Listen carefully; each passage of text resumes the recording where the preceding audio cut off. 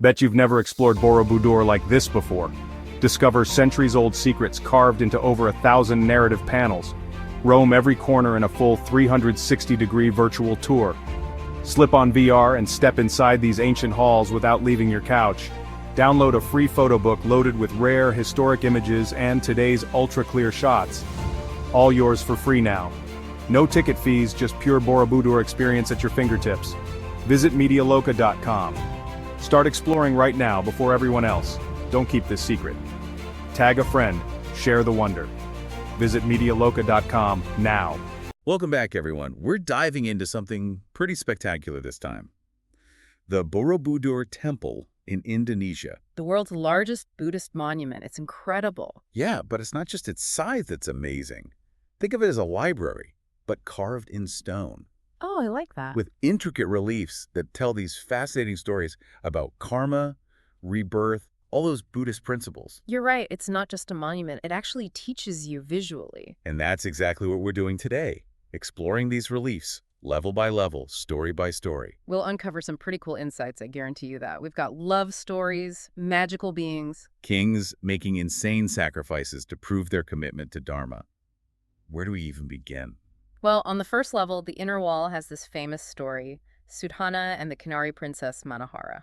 Okay, before we jump into that, remind me about Kinaras. I always get them mixed up. They're mythical beings, half human, half bird in many depictions. Ah, right. But sometimes more human-like, depends on the tradition. Known for their beauty, their music, and like a deep connection to nature. So how do they fit into Sudhana's story? Who is this guy, anyway? He's a prince, represents the Bodhisattva in one of his past lives. The story's actually in several Buddhist texts. Ah, so it's like a well-known tale. Oh, yeah. The Borobudur reliefs seem to be drawing mainly from the AVADANA. Divya what now? The AVADANA, it's this collection of ancient Buddhist tales. But there might be elements from Pali versions, too. So we're already seeing this blend of traditions just in one story. I love that. Yeah. Okay, but how does this prince meet a Canary princess? I'm imagining something super magical and romantic. It actually starts with politics. Sudhana's kingdom is doing great, but a neighboring king, not so much. He's kind of jealous. Ah, classic. So he hears about this Naga, a mythical serpent, brings rain and all that, living in Sudhana's kingdom. Hold on, a naga, like a giant magical snake. Exactly. He tries to capture it, but fails. And one hunter ends up with this magical snare from the whole ordeal. Foreshadowing. I see where this is going. Oh yeah, this comes back big time. So later, this hunter sees Manohara bathing in a lotus pool. And he captures her. Uses the snare, yep. And eventually she's brought to Sudhana. Of course, the prince falls head over heels. But something tells me this isn't going to be easy. Right, never is. There's this jealous chaplain in Sudhana's court. Ah, there's always someone scheming. He sees Manohara as a threat. So he tricks the king into sending Sudhana away on this dangerous mission. Classic power move. Yeah. While the prince is gone, the chaplain goes after Manohara. Tries to have her killed, yeah. But she's a Canary. She escapes, flies back to her father, the Canara king. Can you imagine seeing that Canary princess just flying away? Must have been incredible, but poor Sudhana. He comes back, finds his love gone, devastated. So what does he do? Sets off on a journey full of challenges to find her. He has to prove his worth to her father, archery skills, all that. Even has to pick Manohara out of a crowd of 1,000 Canaris, all identical. Wow. It's like a test of true love. Right. Seeing beyond just appearances. Exactly. It's about inner qualities, not just outer beauty, Right. which is, a big Buddhist theme. Makes sense. So he passes all the tests, gets a girl. Happy ending. Pretty much. They return to his kingdom, rule wisely, the whole deal. But there's something interesting about how the Kinaras are depicted. What do you mean? You said earlier half bird, half human. But in these reliefs, they're fully human. No wings or anything. Huh. Why is that? Maybe the sculptors were working from a different tradition. Or maybe they wanted to emphasize the love story. Like they connect as two beings despite their differences. That's a cool perspective. Love transcends all, even species, right? But it reminds us that these stories have variations, different tellings, different times, different places. Exactly. Speaking of different, the next set of reliefs, they're unidentified. Oh. We see these intriguing scenes. Women at sacrificial fires, which is unusual, and kings giving alms to the poor. Generosity, religious rituals. Who knows what stories they were telling? It's like a glimpse into lost narratives. Maybe someday we'll rediscover their meaning. Okay, before we get too lost in speculation, let's move on. What's the next story we do know about? King Mantata. His life is all over these reliefs. And get this, his birth is unusual. Unusual how? His father, King Upasara, gets this swelling on his head. Okay. And Manhara is born from that swelling. Wait, what? Born from his father's head? Yeah. That's a new one. I'm intrigued. He grows up with wish-fulfilling powers. Imagine that. Anything you want. No way. But his subjects, they doubt him. Think his power comes from their collective merit, not from him. Ah, so it's a power struggle, even with magical abilities. To prove them wrong, he makes it rain jewels from the sky. Wait, seriously? Jewels? But only over his own harem. So his subjects outside don't benefit. It's his power, not theirs. That's pretty clever, actually. Did it work? Did they believe him then? Some did, some didn't. He even banishes 500 sages who question him. But later, there's this war between the gods, the divas, and the asuras, the demons. Mantata steps in, uses his power to make peace. Showing he can use it for good, not just personal gain. Exactly. He's complex, this guy. Powerful, but needs validation. Struggles with ego. Sounds like a lot of powerful people, even today. Right. But he learns about the dangers of desire, the importance of humility, gives this whole Dharma teaching before he died. About letting go of worldly stuff. Precisely. And what's interesting is this version of his story is a bit different from the AVADANA one. Ah, so again, different tellings, different interpretations. It's amazing how these stories evolved. Absolutely. And wouldn't you know it, the next set of reliefs also unidentified. Oh, come on. Another cliffhanger. But they're interesting. One shows a queen offering a gift to a king. But the focus is on children's toys. Toys? That's odd. What's the significance there? Who knows? Maybe they symbolize something deeper. Innocence, the fleeting nature of childhood. We can only guess. And the other channel. A royal couple on the run, fleeing their palace. We don't know why. It's a mystery. It's like we're missing pieces of the puzzle. Frustrating, but also makes you want to know more. Right. It sparks curiosity, which is a good thing. Now, let's get to a story we do have the full picture for. Right. King Sibi and the Pigeon, a classic Jataka tale, all about compassion. Oh, I think I've heard this one. The king offers his own flesh to save a pigeon, right? That's the gist, yeah. But there's more to it. It starts with Sibi, the Bodhisattva in a past life, being tested by Sakra. The king of the gods. Yeah. I bet this test is a doozy. Sakra disguises himself as both a pigeon and a falcon. Wait, what? How does that even... The pigeon, terrified, seeks refuge with Sibi. Then the falcon shows up, demands the pigeon as its prey. So Sibi is stuck. If he gives up the pigeon, it dies. If he refuses, he defies a god.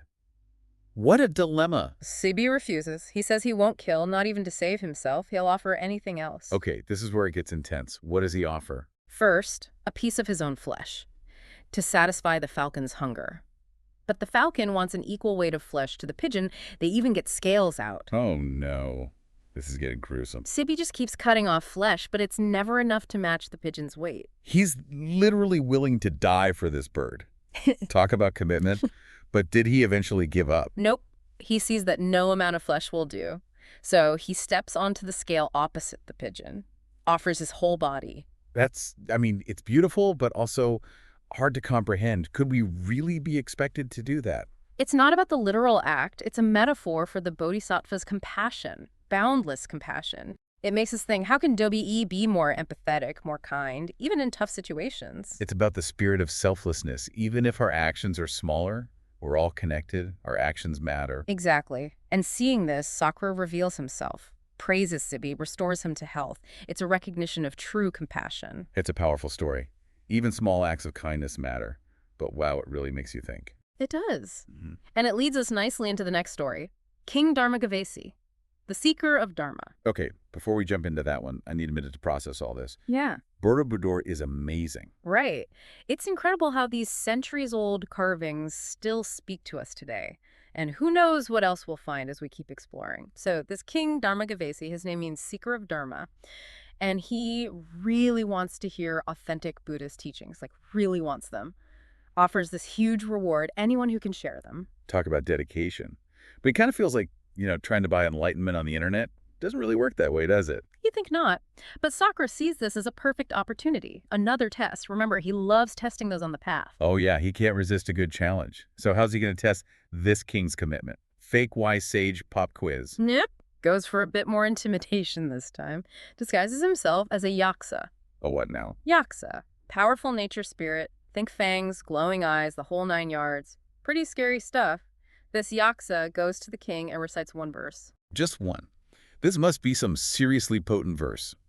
What profound wisdom could he pack into a single line? Simpler than you might think. One should live by Dharma with good conduct, not with bad conduct. Living by Dharma, one lives at ease in this world and the next. Okay, yeah, I've heard that one before. Dhammapada. Right. Yeah. Classic teaching on ethical living, aligning with Dharma. But I'm sensing a but here. Sakura doesn't just drop that wisdom and peace out, does he? Not a chance. He tells the king, if you really want to hear more, you gotta tend the sacred fire for 7 days, and then... And then, for what's the catch? Throw yourself into the flames. WHOA.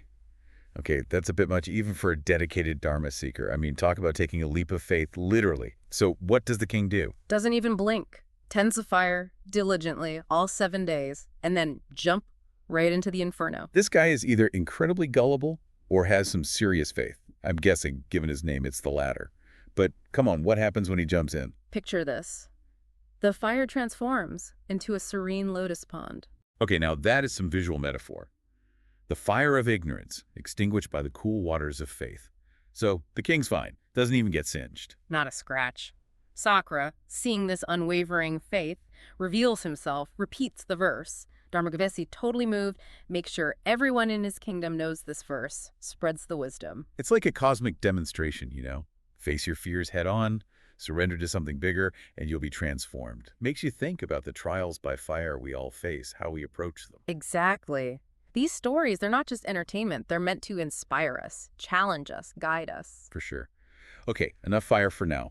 What's next on our Borobudur adventure? We shift gears a bit.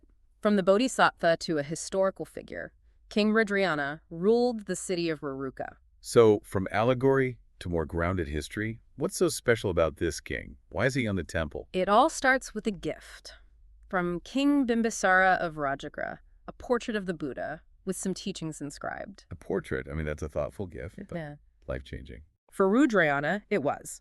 Totally captivated by the Buddha's image, the teachings, sends a message to Bimbisara asking for a teacher. Wow, a single image can do that, huh? Change your whole perspective. So, who does Bimbisara send? Then, Makatayana, one of the Buddha's top disciples, along with 500 other monks, to Raruka. Whoa, a whole entourage. They were serious about spreading the Dharma. 500 monks showing up. I bet that caused a stir. Their teachings made a huge impact. 2 householders even attain arahatship. Stupas built in their honor. So Dharma's taking root in this city. What about the king, though? Is he actually learning or just hosting? He's all in, so moved by the teachings, the arahats, everything. Asks Makatayana to teach the women in his harem, too. Progressive. Yeah. But I thought monks weren't supposed to be around women. Right, the monastic rules. The monk politely declines. But Rudana, he strikes me as persistent. Did he give up? Gets it, respects the rules. Instead, asks for a female teacher. Nun named Sela comes, with 500 other nuns this time. Okay, now we're talking. Spreading the Dharma, Yep. men and women involved. Love it. How'd the women respond? Deeply moved. The queen, Kendraprabha, she's especially touched. When she's dying, she asks to be ordained as a nun for her last week. Dedicates her final days to the Dharma. It's never too late, huh? To find meaning, even facing death. Yeah. But what about the king? Still on the Dharma train. Oh, yeah. The queen is reborn in a heavenly realm, appears to him as this radiant goddess, praises the monastic life, encourages him to consider it. Talk about a sign. His wife's transformed, sending him messages from well beyond. What does he do? He's changed, decides to give it all up, throne, wealth, everything, becomes a monk himself. Whoa, that's serious commitment. The power of the Dharma to transform. But what about his kingdom? Did he just walk away? He's responsible, appoints his son Sikandi as the new king, 2 trusted advisors to guide him, then off he goes to Rajagriha to be ordained. It's got to be hard letting go of that life. You ever wonder if he had second thoughts? Maybe, but the story focuses on what happens next. Sikandi. Things don't go so well. Ah, here we go. Power corrupts and all that. What happened? At first he's good, listens to his advisors, rules justly, but then corrupt officials get to him. Promises of more power, more wealth. Classic tale. Young king led astray. Did he completely abandon his father's way? Pretty much. Word gets back to Rudana, the ex-king, now a monk. His son's gone off the rails. He decides to go back to Ruruka, try and fix things. It must have been a tough call. He'd left all that behind. But a father's love?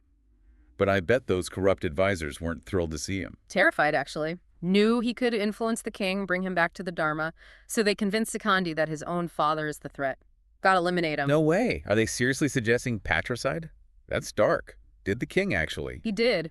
Paranoid, manipulated. Orders his own father's assassination. That is tragic. To think Rudana gave up everything and this is how it ends. Power really can corrupt anything. And get this, right before he's killed, Rudana attains Arahatship. Makes the whole thing even worse. Oh man, Sikandi must have been devastated. Finding out his father was truly enlightened. But those advisors, they weren't done, were they? Oh no! They double down. Gotta cover their tracks, keep manipulating the king. So they come up with this plan.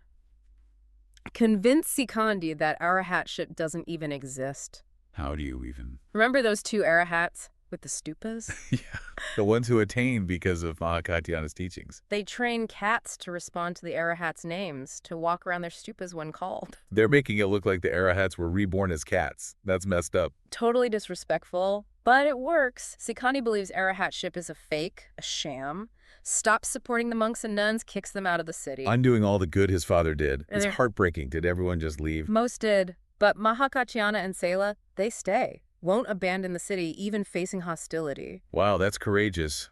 Holding on to hope, even when it seems like all is lost. But Sikandi, he wasn't going to like that defiance, was he? Nope. Feels disrespected. Orders the people to attack Mahakatyana, bury him alive under a pile of dirt. This king is spiraling. The darkness, the paranoia. But Mahakatyana, he's an Arahat, right? He's got some power of his own. Oh, yeah. Uses his powers, survives, emerges from the dirt unharmed.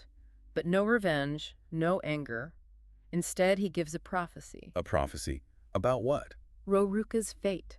6 days of riches, deceptive abundance.